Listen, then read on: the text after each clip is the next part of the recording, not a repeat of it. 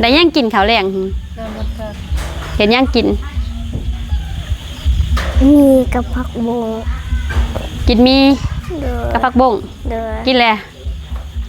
กินแล้วโอ้ไปอยู่เดี๋ยวไปทางใดไปอยู่บ่ได้ไปทางไหนเลยกินข้าวแต่เวียงตะเว้นเนาะเรากินข้าวไว้อีกคนบ่มีเคียงบ่ล่ะ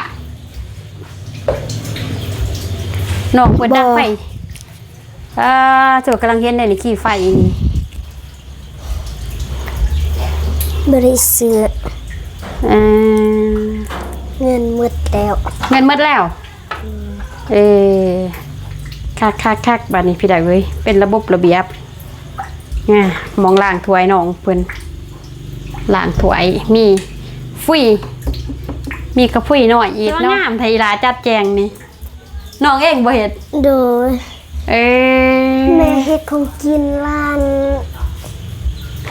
เฮ็ดแป้งเมียนจัดแจงแต่งถ้วย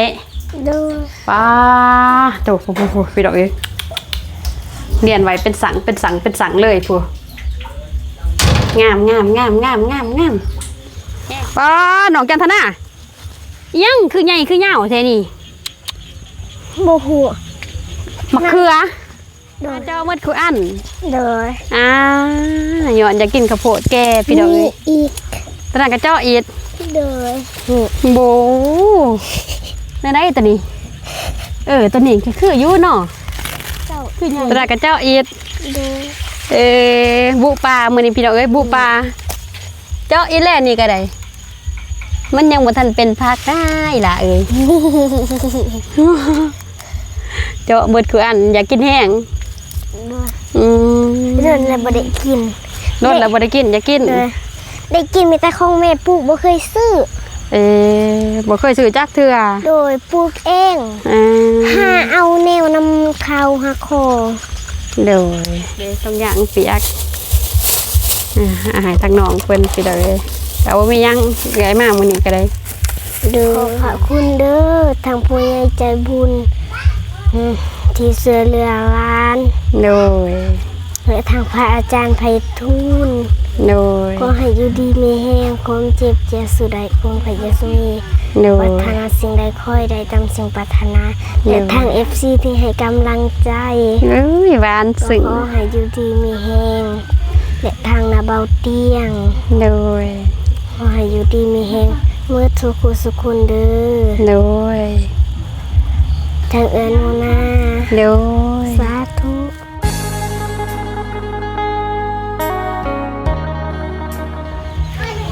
โอเคพี่ดาวเอ้ยมื้อนี้ก็เปิดภาพมาอยู่ที่บ้านน้องจันทนาเนาะหลังจากที่ว่าหยามหายไปโดนพี่ดาวเอ้ยเนื่องจากว่าพายุเนาะพายุพ้นผ่ากระนำพี่ดาวเอ้ยอยู่ที่เขตลาวใต้เนาะกะพี่ดาวเอ้ยเนาะทางสร้างไอ้สร้างเพิ่นก็บ่ทันได้มาเทื่อเนาะเพราะว่า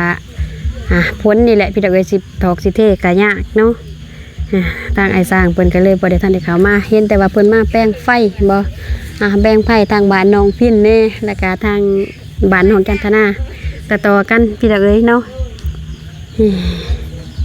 กะประมาณนี้เนาะก่อนอื่นกะหันหน้าหันตามาทางพี่ดาวกะทักทายสบายดีเด้อน้องอีพ่ออีแม่ผู้ใหญ่ใจบุญและ FC เบิดสุขคนบ่ว่าสิอยู่ภายในและต่างประเทศที่เข้ามารับเบิ่งรับชมคลิปสาวนุนาการยินดีตอนรับเด้อเนาะเพราะว่าก็คือว่าพี่ดาวเอ้ยมีเนาะหลังจากที่ว่าพายุผ่าฝนตกพี่ดาวเอ้ยก็มีคือว่าได้แนวมาอยู่ในบ้านน้องเพิ่นก็เป็นเดือนไปได้พี่ดาวเอ้ยเพื่อบ้านน้องจันทนาแล้วเนาะแล้วบ้านน้องจันทนาก็ต่อบ้านน้องพินพี่ดาวเอ้ยล่าสุดก็คือทางบ้านน้องบัววันพี่ดาวเอ้ยแต่ว่าบ่ทันได้เข้าไปเทื่อเนาะเพราะว่าพายุยังถล่มอยู่พี่ดาวเอ้ยสิเฮ็ดยังก็ยากเนาะเพราะว่าเราต้องได้แล่นใส่ระบบฟืนไฟเด้เนาะเราต้องได้ใส่กับฟืนกับไฟในการที่ว่าเฮ็ดเทือนเฮ็ดซ่านก็เลยว่าบ่กล้าเสี่ยงกับน้ำฝนพี่ดาวเอ้ยก็เลยว่าทางไอ้แดงเพิ่นก็บ่ทันได้เข้ามาพี่ดาวเอ้ยทางบ้านน้องบัววันเนาะแต่สาวนาก็ยังสิได้เข้าไปอัปเดตทางหนองบัววันเนาะแต่ว่ามื้อนี้มาหาน้องจันทนาก่อนพี่ดาวเอ้ย หลังจากที่ว่าห่างหายไปโดนเนาะแล้วช่วงที่ว่าฝนตกเกือบจะเป็นทิศพุ่นแหละพี่ดอกเอ้ย พอดีได้โอกาสมากับอ้ายบ่าวอนงมื้อนี้ก็แล้วกับน้องนิดเพราะว่าบ่าวมิกบ่าวสายเพิ่นก็อยู่บ้านหนองบัววันเนาะแบ่งกันไปพี่ดอกเอ้ย เพราะว่ามาฮอดก็ช่วงสีแรงๆเนาะก็คือว่าพี่ดอกเอ้ยเนาะ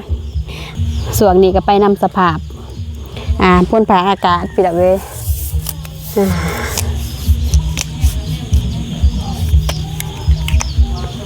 พ้นผ่าอากาศนำเนาะ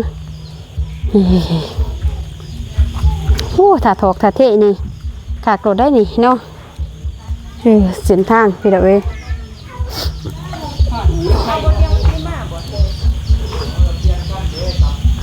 นี่สบายดีโดยถ้ากระเห็ดยังล้างถ้วยล้างบวงแม่นก็จะได้ มาหาหนองจันทนาแล้วลายมือลายวันเลยบ่ได้มาหาพายุเนาะ แม่นพายุอีหลานี่เสียงเบาใส่ไม้เลยอีหลานี่ เสียงเบาเสียงหวานเนาะไปจะได้พายุเขาม่วนบ่นอนเฮือนใหม่ม่วนนอนรับปันยังหรอตีเนาะเห็นอยู่ว่ามันลมทางใดเห็นบ่บ่ฮู้เลย นอนมวนคักเนาะนอนมวนคักเด้ได้ยังกินข้าวแรงเห็นยังกินมีกับผักบงกินมีกับผักบงกินแล้วโอ้พายุเด้บ่ไปทางใดพายุบ่ได้ไปทางใดแล้วกินข้าวแต่เวียงตะเว้นเนาะเรากินข้าวไว้อีกเท่านั้นโดยเป็นจะได้มาแต่อันนั้นบ่มาแต่อัปเดตกันบ่ป้าเลข11แล้วนี่เป็นจะได้คือลูกกับแม่งามดินั่งแบบมันปี2280 280อนาคตน้องนิดเดี๋ยว280ได้สนิทบ่เป็น180 280เลยนอนจันทนาเนาะปะน้องจันทนานี่สบายดีสิสบายดีได้ปะลุงสบายดีเด้อปะลุงเด้อเห็นได้ลิ้นอันนั้นสบายดีเด้อปะลุงไปแน่เบิ่งอันนั้นไปเลยบ่อีหล่ะไปเบิ่งสภาพลังเป็นจะได้พักบัวบ่จบงามดีเนาะจะน้อย15เบิ่งอีดพี่ดอกเอ้ยป๊อดโธ่พี่ดอกเอ้ยพวกบ้านน้องเพิ่นหลังจากที่ว่าลายมือลายวันบ่ได้มาเนาะงามเนาะพี่ดอกเอ้ยแห้งถามีกะโหลติดนี่แห้งคักรถแบบน้องทูอนามัยเลยแล้วเนาะมีแนวกินแล้วบ่ในตู้เย็นนี่ล่ะยังบ่ได้แซ่ยังบ่ทันได้แซ่ยังบ่มียังเนาะพี่ดอกเอ้ยแช่แต่น้ำบ่ล่ะคนตกกระสียังสิแซ่บ่น้ำบ่ฮู้คือกันโอ้สภาพพี่ดอกเอ้ยบ่มีเคียงบ่ล่ะน้องเปิดดังไฟโจกำลังเห็นในนี่ขี้ไฟบริสุทธิ์เงินหมดแล้วคักบ้านนี้พี่ดอกเอ้ยเป็นระบบระเบียบมองล่างถวยน้องเพิ่นล่างถวยมีฟุยมีกระฟุยหน่อยอีดเนาะคือย่อยเลยล่ะน้ำมันมาลายช่วงนี้ยามพ้นน้ำมาลายป้าเดี๋ยวฝุ่นพี่ดอกเอ้ยสว่างงามไทยลาจัดแจงนี่น้องเองบ่เฮ็ดแม่เฮ็ดของกินร้านเฮ็ด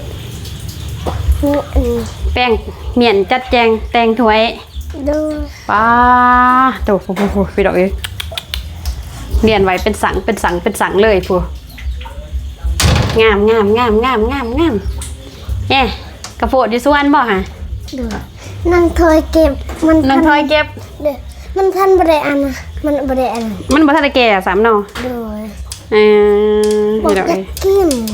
เพิ่นจะกิน โดย ซื้อในตลาดนี่ก็3,000ก็20,000นะได้พี่ดอกเอ้ย20,000มันก็ถูกอยู่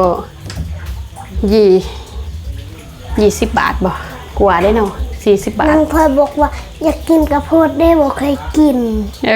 อยากกินข้าวโพดบ่เคยกิน โดย ปีนี้บ่ทันได้กินเนาะข้าวโพดอยู่สวนเพิ่นแก่เนาะ โดย เอ แต่มันอันนั้นน่ะฟังเลย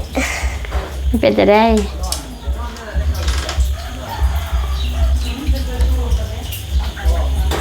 แม่หนูเจาะบ่ บ่แม่น มันเป็นอะไรมันบ่มีฟักมันบ่มีไหนหั่น บ่ มันแขวห่างบ่ จักไหนลองคือฮู้ มันเป็นอะไร มันเป็นอะไรแบบนี้โอ้คักกันจัดแจงแต่งเครื่องน้องเพิ่นพี่ละเอ้ยผู้ถวยบวงสรวง3จัดเป็นระบบระเบียบปั๊บปักซิบ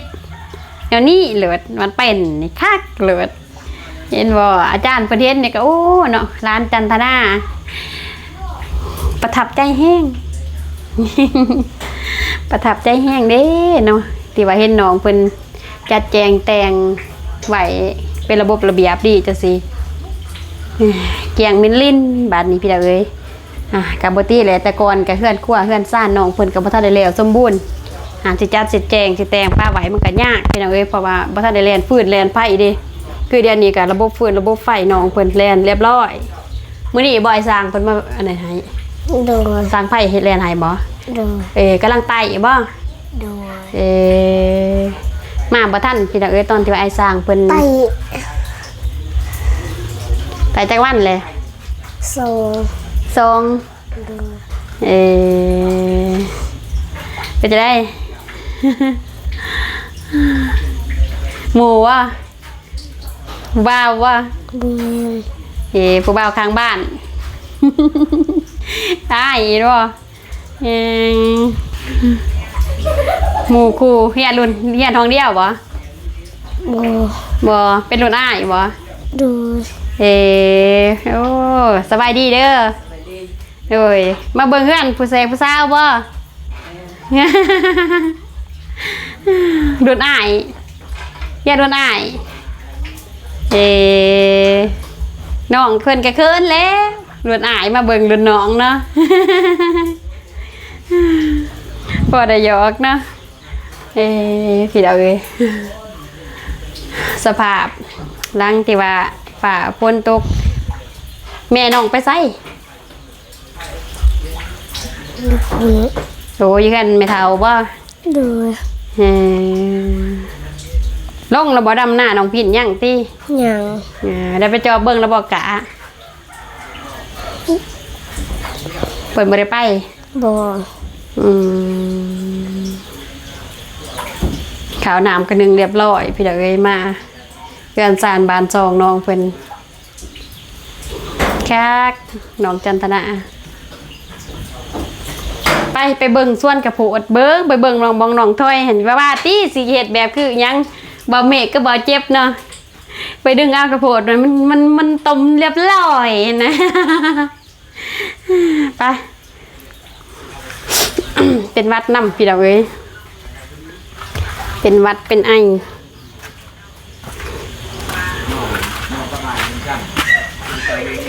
เพราะว่าเห็นมือก่อนเนาะเห็นอันน่ะดอกเกสรเพิ่นกำลังอันนั้นน่ะได้กำลังดอกฝนตกสิดีคือสินั่นติหากบ่ทันได้แก่ดอกนั่นล่ะเนาะ โดย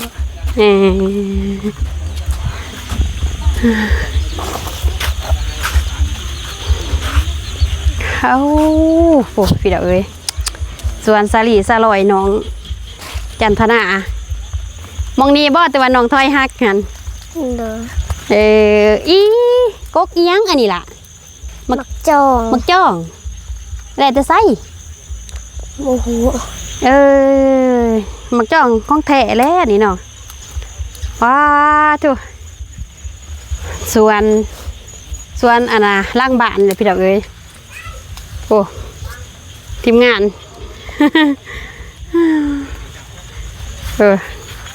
พักอีตูโอ้ฝุ่นหนองจันทนาเข้าไปทางในอีกฝุ่นพี่ดอกเอ้ยป้าหนองจันทนายังคือใหญ่คือเหย้าแท้นี่ โมหัว มะเขือ โดย ฟูพี่ดอกเอ้ย คอยหักนี่ได้อยู่นี่ ใส่ปะเพียงอันนั้น เพิ่นฮักตัวนี้ว่าตัวเพิ่นฮักกัน โดยนี่ เพิ่นอยากกินแห้งเนาะ โดยแต่เพิ่นบ่ได้จีกิน อยากกินแห้งพี่ดอกเอ้ยอยากกินข้าวโพดแห้งแต่ฮักไปข้าวโพดบ่แก่ซ้ำอดเอาอีกบ่นานเกินแล้วเนาะ โดยจักอยู่ไสแหละตอลานหัก เฮ็ดอีหยัง หักกระโพด ใส่แต่มันสิแก่แล้วหั่นบ่ โดย ตัวนั้นบ่แม่นบ่กกตัวนั้น ใส่ แม่นบ่ ตรงนี้ บ่แม่นทันเดทางหน้าบ่แม่นบ่ นี่ ทางเบื้องหน้าฟูตัวมอยแดงๆหั่นมอยกระโพดเด้อ ตัวนี้ โดย บ่ บ่ทันแก่บ่ บ่ พี่ดอกเอ้ยส่วนขัวตอนนั้นบ่ทันแก่ดอกตอนนั้นหั่นคำมันสิแก่กะตัวนั้นตัวมันสิแก่หั่นตัวทางหน้าหั่นมันสิแก่ ตรงนี้ มันสิมีพักในกุ้ยนึงตอนนั้นหั่น นี่พวกเรากำลังเคยหาเจาะ หา เจาะ เจ้าหมดคืออัน โดย ย้อนอยากกินข้าวโพดแก่พี่ดอกเอ้ย อีก ตอนนั้นก็เจาะอีด โดย โบนั่นได้ตัวนี้ตัวนี้ก็คืออยู่เนาะคือใหญ่ดีเนาะบู คักหนองอันนั้นเนาะหนองทอยบ่ ล้านหาเจาะ ลาน โดย จันทนาเองอยากกินข้าวโพดแห้ง ไปหาเจาะเบิ่งพี่ดอกเอ้ยเพิ่นอยากกินข้าวโพดแห้งเพิ่นไปหาเจาะเบิ่งข้าวโพดว่าตัวใดแก่นี่เนาะ โดย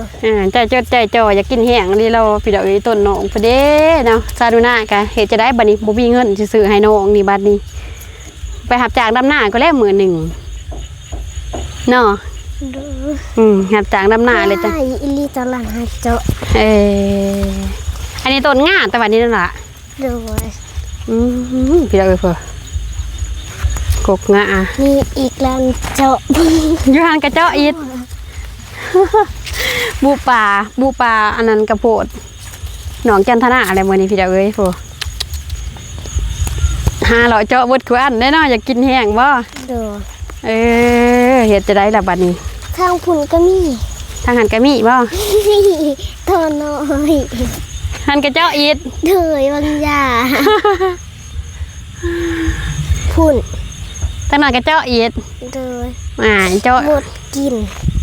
หมดแดงไฟบ่ โดยนี่บางยา แห้งเฮาเจาะแห้งหวานๆแห้งมันต้อมดีแล้วล่ะเอ้ย นี่ หันกระเจาะอีด ตัวนี้บก สบายดีอีหล่ะ สบายดีเด้อบ่เห็นเด้อ บ่เห็นบ่ ไปใส่ สบายดีเด้อ เด้อมาฮู้ลายขนาดเนาะพวกหมากหุ่งพี่ดอกเอ้ยหมากหุ่ง นี่ตัวนี้ก็เจ้าพุ่น ตลาดกระเจ้าอีด โดย บุปลามื้อนี้พี่ดอกเอ้ยบุปลาเจ้าอีแลนนี่ก็ได้มันยังบ่ทันเป็นพักได้ล่ะเอ้ย เจ้าเบิดคืออันอยากกินแห้ง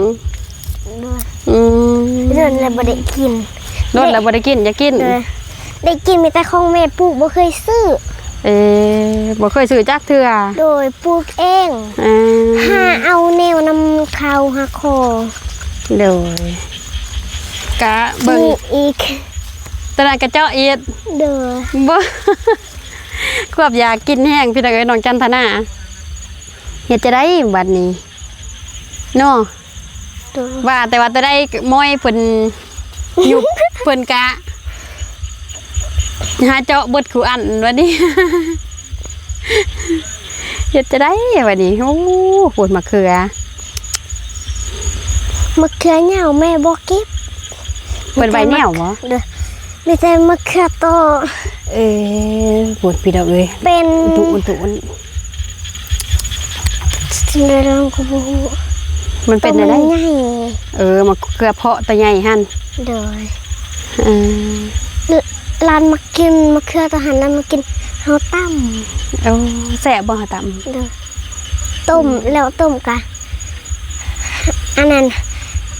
จักจังไดเอามะพริกตั้ม มะพริกข้าวกะจีบ่ โดย มะเขือกะจี มะเขือต้ม มะเขือต้มมะพริกกะจี โดยบัดใส่เกลือนัว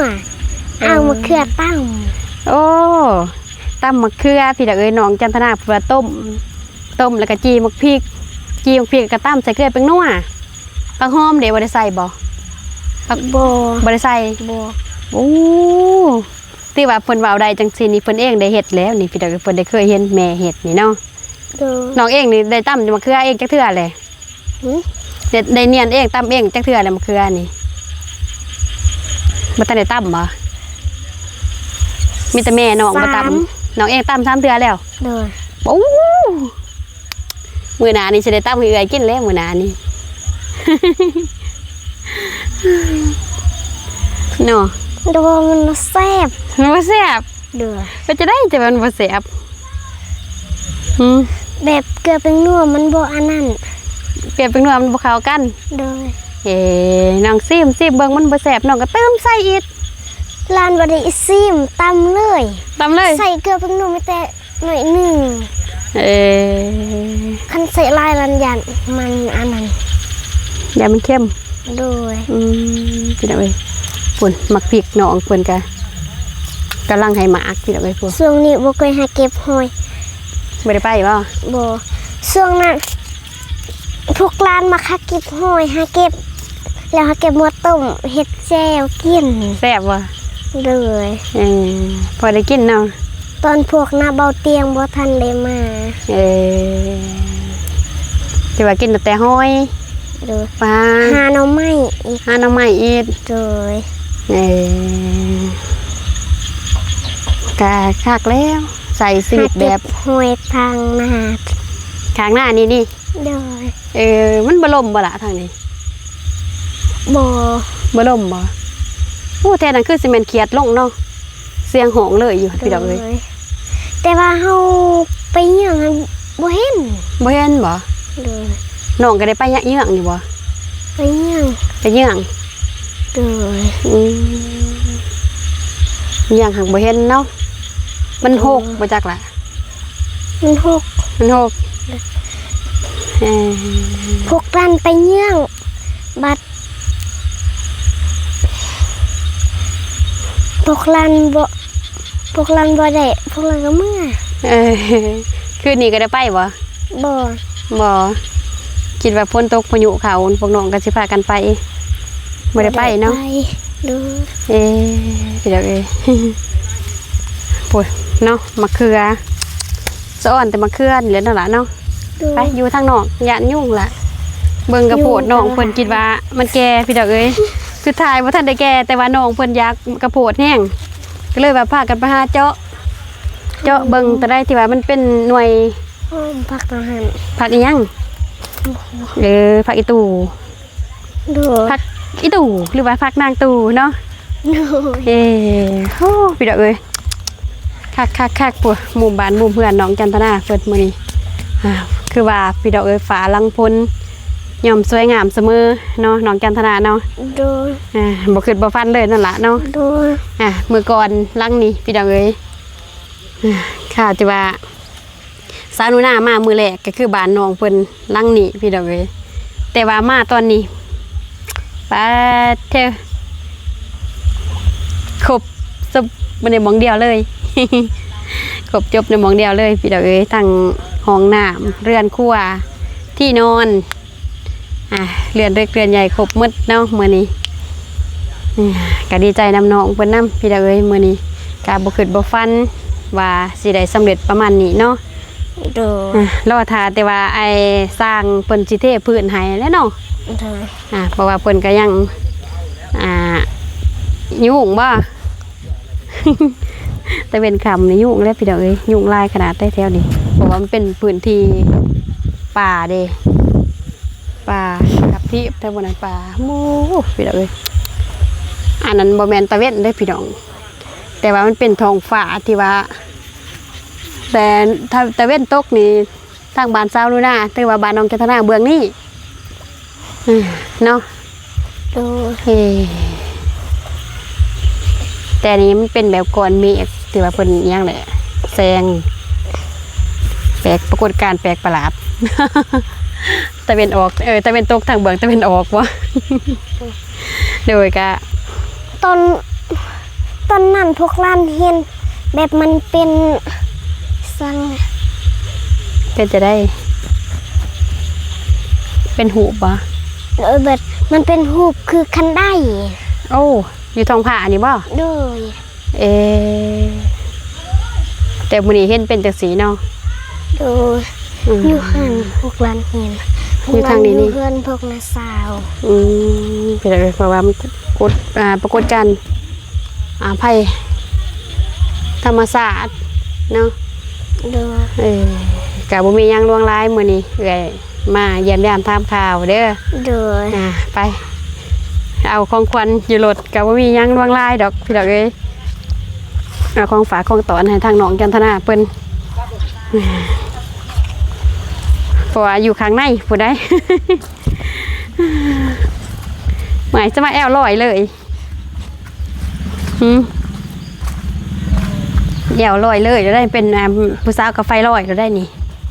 โอ้ขากได้น้องนิดไปเที่ยวชวนน้องจันทนาเพิ่นเที่ยวชวนกระโพดน้องจันทนาแม่นเพิ่นอยากกินกระโพด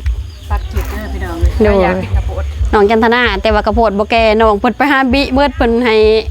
สายหน้าไปเลาะเบิ่งตัวนี้ก็ตัดตัวนี้ก็ยิกตัวนั้นก็เจาะหาตัวที่ว่ามันสิแก่นะ บ่มีตัวแกเลยบ่ บ่มีตัวแก่ บ่ได้กินบาดนี่เฮ็ดจังได๋สิได้กินกระโปด บู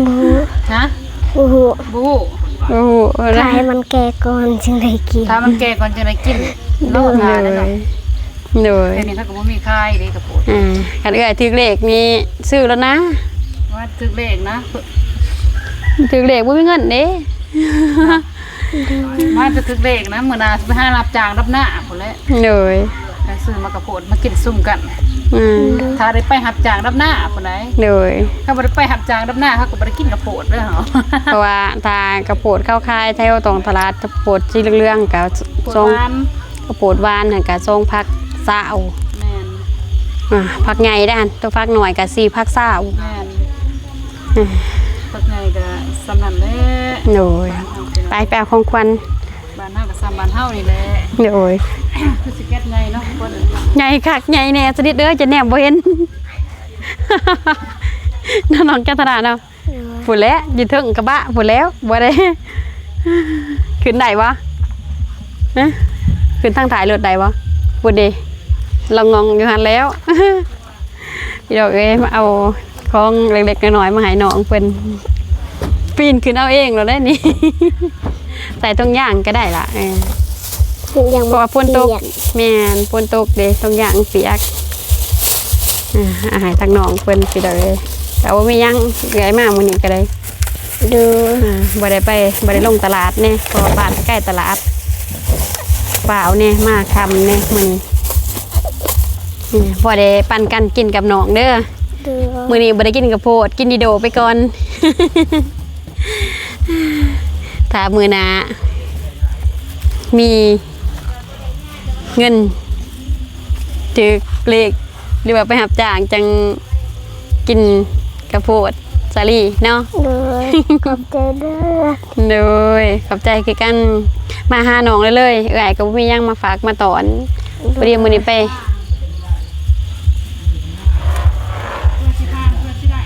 เพื่อจะได้ ก็มีแต่ว่าเอ้ยก็สิได้ขอโตวกลับเลยล่ะเด้อ ดู เป็นทางเอ้ยไปทางนาซาว เอิ้นจังได๋ก็ได้เนาะ ดู มีแต่ว่าให้น้องขอบบุญขอบคุณเด้อที่ว่าผู้ใหญ่เพิ่นช่วย สร้างบ้านสร้างเฮือนน้องเด้อ โดย อ่า ขอบพระคุณเด้อทางผู้ใหญ่ใจบุญที่ช่วยเหลือหลาน โดย และทางพระอาจารย์ไพฑูรย์ โดย ก็ให้อยู่ดีมีแห้งความเจ็บจะสุดใดความพยาสุมี โด ป ย รารถนาสิ่งใดค่อยใดตามสิ่งปรารถนาและทาง FC ที่ให้กำลังใจ เอ้ยหวาน ก็ ซึ้ง ขอให้อยู่ดีมีแห้งและทางนาเบาเตียง โดย ขอให้อยู่ดีมีแห้งเมื่อทุกข์สุขคนเด้อ โดย ทางเอิญโมนา โดย สาธุ โดยขอบใจน้องกันเด้อ โดย คำอวยพรนี่ก็ให้ยอด5น้องเด้อ โดย ความเจ็บอย่าสุดใดความไข่ยาสุมีสุกกายสุกใจเด้อน้องอยากกินกระโพดก็ให้น้องได้กินเด้อ โดยก็สิประมาณนี้พี่เอ๋ยมาหาทางน้องจันทนาเพิ่นหรือว่าร้านจันทนาขออนุญาตเด้อล่ะเด้อ โดย ไปปูกำลังใจข้างๆ ทีมงานหมูเพื่อนรุ่นพี่เนาะมื้อนี้ก็ประมาณนี้พี่เอ๋ยอยู่ที่บ้านน้องจันทนามาทำข่าวเรียกว่ามาแวะเยี่ยมย่ามน้องจันทนาพี่ดอกเอ้ยเนาะก็คือล่าสุดตอนนี้ก็น้องเพิ่นอยากกินข้าวโพดพี่ดอกเอ้ย ซาลูนาไปเห็นอยู่ในตู้เนาะที่ว่าหักกระโพดออกมาเป็นพักน้อยๆที่ว่าเป็นพักที่ว่าบ่ทันได้แก่นะซาลูนาเลยว่าไปพาไปเบิ่งเนี่ยอยู่ไสไปหักกระโพดนี่มานักกระโพดบ่แก่ก็หักเลยนะแต่ว่าน้องเพิ่นก็พาไปสวนเนาะไปหักเอาอยู่หั่นแหละพี่ดอกเอ้ยแต่ว่าเป็นกระโพดที่ว่าบ่ทันได้แก่เนาะไก่ต้นน้องเพิ่นพี่ดอกเอ้ยอยากกินกระโพดแต่ก็บ่ได้กินเนาะเพราะว่าบ่มีเงินสิซื้อนี่แหละพี่ดอกเอ้ยเนาะโอเคพี่ดอกเอ้ยเนาะสำหรับคลิปนี้เนาะซานุนากะกราบขอบคุณเด้อน้องพ่อแม่